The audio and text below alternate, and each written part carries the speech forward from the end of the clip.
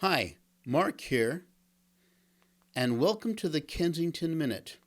During Black History Month, we at Kensington are examining the lives of blacks who were involved in the Communist Party in the Cold War. Last week, we profiled a famous black entertainer and activist who was a strong advocate for the Soviet Union. He stayed red until his dying day. Today, we will look at an American black writer who joined the Communist Party of the United States, the CPUSA, and then broke from it.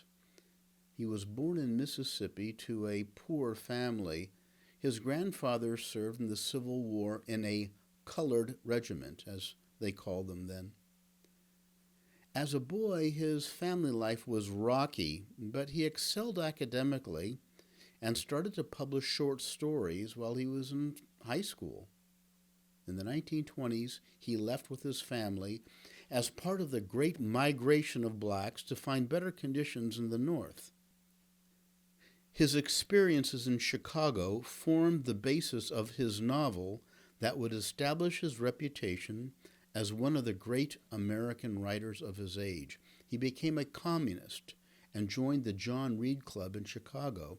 He wrote for the new masses. Do you know who he was, and what was this novel that received such critical acclaim? And he was Richard Wright, and his masterpiece was Native Son. He was awarded a Guggenheim Fellowship to write it. He kept an open mind to politics, but he did not like what he found in Soviet communism.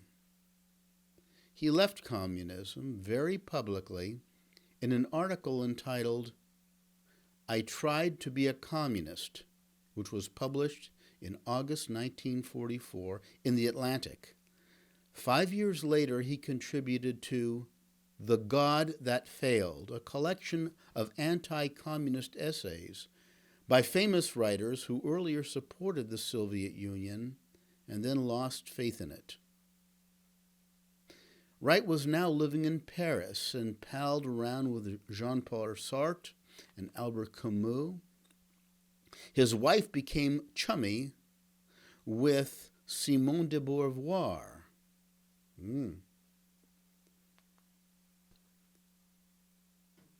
Quite a Tony set, in Paris no less. Though he was no longer a communist, he was a fierce anti-colonialist and celebrated some of the nation building that began in the post-colonial period of the late 1950s, particularly in Africa. He died in France young, much too young. He's buried there. He was only 52 years old when he died in 1960. He never lived to see the progress that blacks made in America, his country. And that is too bad because there was progress, a lot of progress. And most of it was made without any help of communists.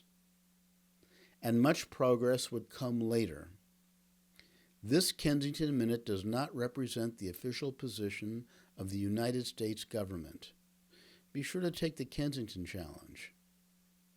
Out here.